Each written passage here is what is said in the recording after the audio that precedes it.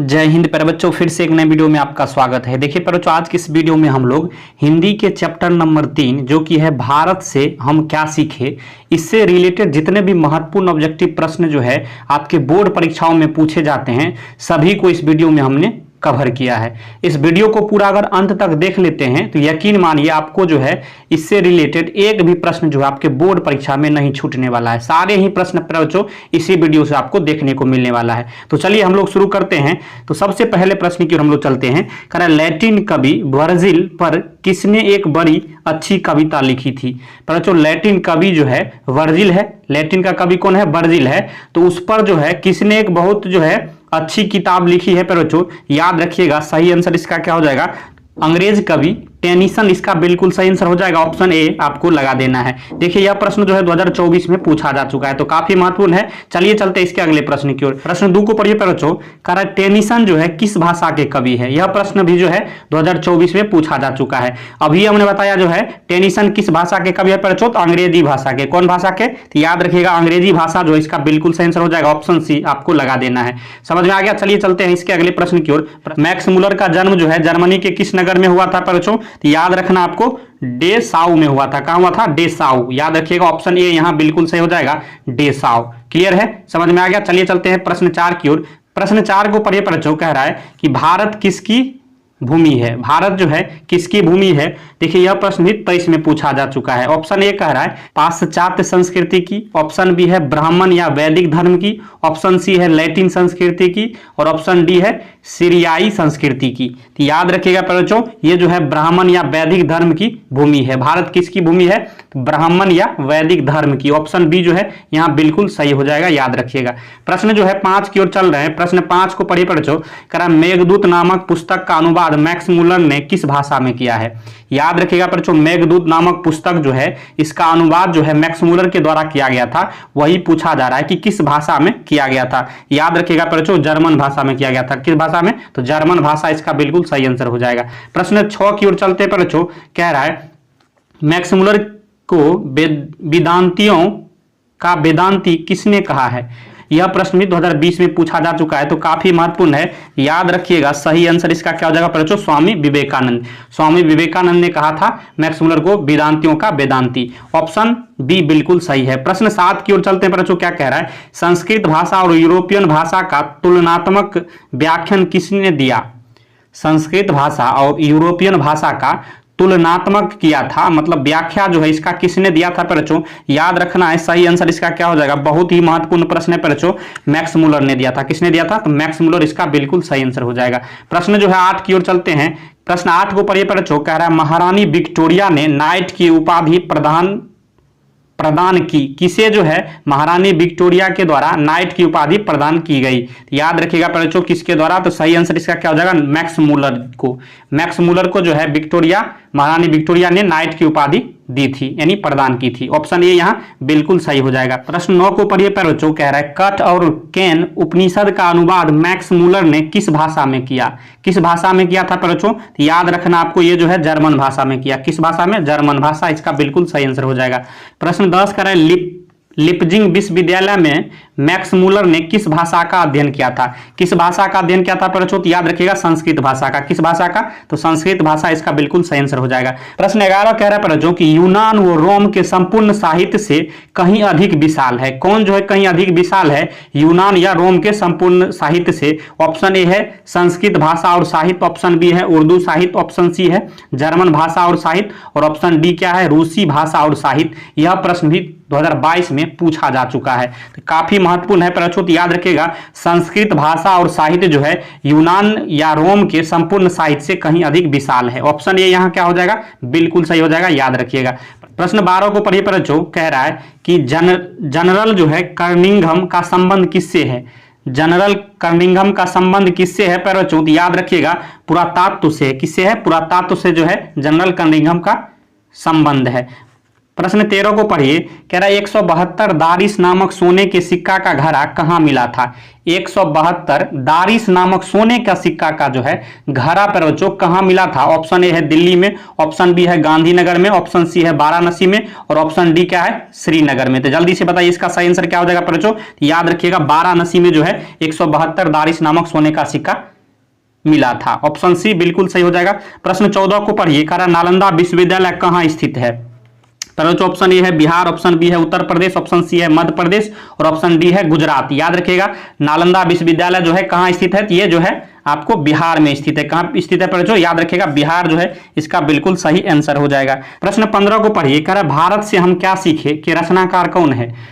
भारत से हम क्या सीखे इसका रचनाकार कौन है पर बच्चों याद रखिएगा कौन है। सही आंसर क्या हो जाएगा मैक्स मूलर। कौन हो जाएगा, मैक्स मूलर जो है भारत से हम क्या सीखे के रचनाकार है। ऑप्शन बी बिल्कुल सही हो जाएगा। प्रश्न 16 को पढ़िए पर बच्चों कह रहा है निर्वंश विद्या का संबंध किससे है। निर्वंश विद्या का संबंध किससे है पर बच्चों देखिएगा तो यह प्रश्न 21 में 23 में दो बार जो है आपके बोर्ड परीक्षा में पूछा जा चुका है, तो काफी महत्वपूर्ण है। तो मानव विज्ञान से है। किससे है, मानव विज्ञान, इसका बिल्कुल सही आंसर हो जाएगा।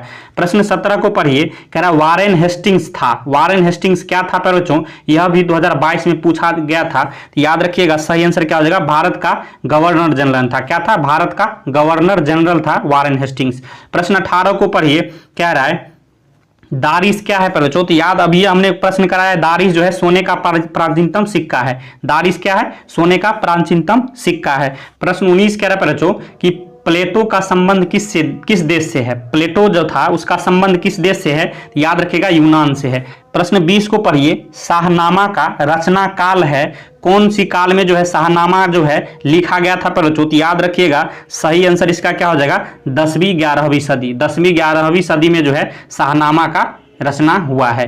प्रश्न 21 की ओर चलते हैं। क्या कह रहा है कि मुंडा जो है किस देश की जाति है। मुंडा पर बच्चों किस देश की जाति है, याद रखना आपको। सही आंसर इसका क्या हो जाएगा भारत की। मुंडा किसकी जाति है, तो भारत की जो है भारत देश की जाति है। प्रश्न 22 को पढ़े पर बच्चों संस्कृत का अग्नि शब्द लैटिन में किस रूप में मिलता है। रखिएगा सही आंसर इसका क्या हो जाएगा पर जो काफी महत्वपूर्ण है इग्निरस। क्या हो जाएगा, इग्निरस जो है इसका बिल्कुल सही आंसर हो जाएगा ऑप्शन सी। याद रखिएगा। प्रश्न 23 कह रहा है कि सर विलियम जोन्स ने भारत की यात्रा कब की थी। यह प्रश्न भी 2021 में पूछा गया था। सर विलियम जोन्स के बारे में पूछा जा रहा है कि भारत की यात्रा कब की थी। याद रखिएगा पर काफी ये भी प्रश्न महत्वपूर्ण है। तो कब की थी, सही आंसर क्या हो जाएगा 1783 ईस्वी में। कब की थी, 1783, इसका बिल्कुल सही आंसर हो जाएगा। प्रश्न 24 को पढ़िए पर जो कह रहा है भारत से हम क्या सीखे पाठ में नए सिकंदर विश्लेषण किसके लिए प्रयुक्त हुआ। किस युवा अंग्रेज अधिकारियों के लिए। किसके लिए, युवा अंग्रेज अधिकारियों के लिए। ऑप्शन सी बिल्कुल सही है। चलिए चलते अगले प्रश्न की ओर। प्रश्न 25 कह रहा है बच्चों हकर्स क्या थे।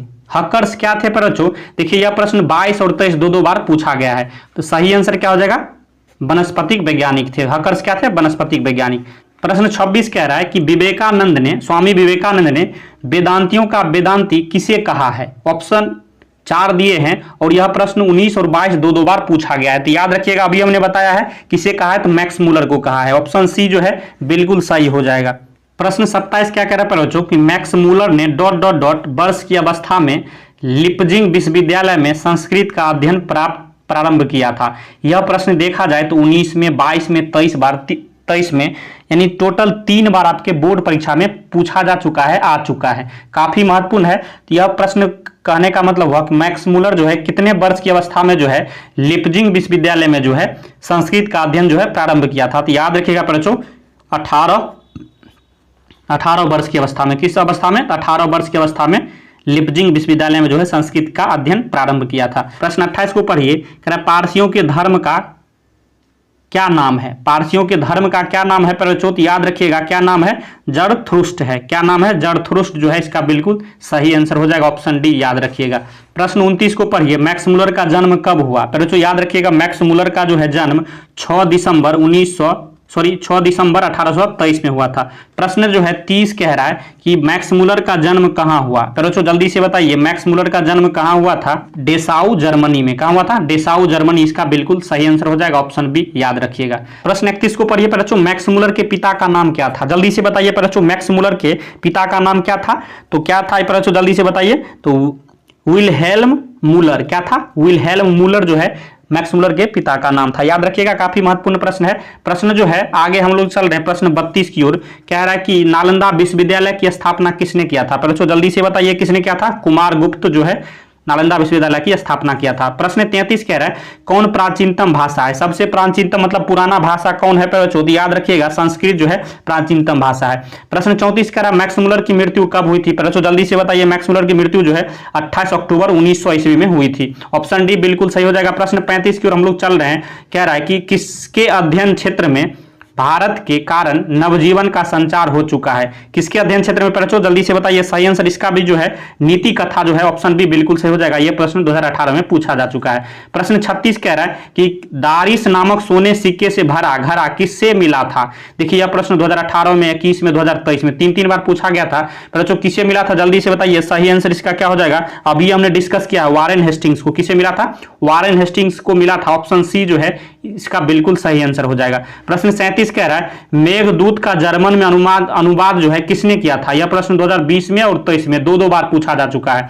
याद रखिएगा, पर जो किसने किया था? तो मैक्स मूलर ने किया था। ऑप्शन सी भी बिल्कुल यहां सही हो रहा है।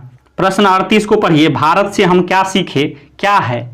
भारत से हम क्या सीखे या प्रश्न क्या है? देखिए यह प्रश्न भी 2020 में पूछा जा चुका है। तो याद रखिएगा प्रश्न यह क्या है? यह एक भाषण है। क्या है? भाषण है। ऑप्शन सी बिल्कुल सही हो जाएगा। प्रश्न 39 को पढ़िए। कह रहा मैक्स मूलर के अनुसार सच्चे भारत के दर्शन कहां हो सकते हैं? मैक्स मूलर के अनुसार पूछा जा रहा है बच्चों कि सच्चे भारत के दर्शन कहां हो सकते हैं। यह प्रश्न भी 2020 में पूछा जा चुका है। तो ग्रामीण भारत में। कहां जो है बच्चों? शहरी भारत नहीं, ग्रामीण भारत में जो है भारत के सच्चे दर्शन हो सकते हैं। ऑप्शन सी आपको लगा देना है, याद रखना है। प्रश्न 40 का प्लेटो और कांत थे महान क्या थे? वो बच्चों प्लेटो और कांत क्या थे? याद रखिएगा वो महान दार्शनिक थे। ऑप्शन जो है बी बिल्कुल सही हो जाएगा। यह प्रश्न भी 20 में पूछा जा चुका है। प्रश्न 41 कह रहा है हितोपदेश का जर्मन भाषा में अनुवाद किसने प्रकाशित करवाया? किसने प्रकाशित करवाया पूछा जा रहा है बच्चों। तो मैक्स मूलर यहां बिल्कुल सही आंसर हो जाएगा। ऑप्शन बी याद रखिएगा। यह प्रश्न भी 2021 में पूछा जा चुका है। प्रश्न 42 की ओर हम लोग चलते हैं। पर जो करा मैक्स मूलर ने कालिदास की किस पुस्तक का जर्मन भाषा में अनुवाद किया है? जल्दी से बताइए पर जो किस पुस्तक का? तो मेघदूत का। किसका? मेघदूत जो है इसका बिल्कुल सही आंसर हो जाएगा। ऑप्शन सी याद रखना आपको। काफी महत्वपूर्ण प्रश्न है। यह प्रश्न भी 2021 में देखिए पूछा जा चुका है। प्रश्न 43 करें दक्षिण भारत में द्रविड़ भाषा परिवार की कौन सी भाषा अधिक प्राचीन है? सबसे पुराना पूछा जा रहा है बच्चों। याद रखना आपको तमिल भाषा जो है सबसे प्राचीन है। याद रखिएगा। प्रश्न 44 को पढ़िए बच्चों। पुरानी जो है स्लावोनिक भाषा में चूहों को क्या कहा जाता है? तो मूस नहीं कहा जाता, पर जो याद रखिएगा माइस कहा जाता है। क्या कहा जाता है? माइस। ऑप्शन डी यहां बिल्कुल सही है। प्रश्न 45 को पढ़िए। कह रहा है कि मैक्स मूलर ने सर्वविध संपदा और प्राकृतिक सौंदर्य से परिपूर्ण किस देश को माना है? याद रखिएगा भारत को माना है। किसे माना है बच्चों? भारत जो है इसका बिल्कुल सही आंसर हो जाएगा। तो इस तरह से हमने टोटल इसमें 45 प्रश्न करवाए हैं बच्चों। पूरा चैप्टर का जितने भी महत्वपूर्ण ऑब्जेक्टिव प्रश्न था सभी को हमने करवा दिया है। अगर वीडियो पसंद आया हो तो लाइक करिएगा, चैनल पर नए सब्सक्राइब कर लीजिए, क्योंकि इस तरह का महत्वपूर्ण वीडियो आपको हमेशा मिलता रहेगा। वीडियो देखने के लिए धन्यवाद। मिलते हैं नेक्स्ट वीडियो में, तब तक के लिए जय हिंद, जय भारत।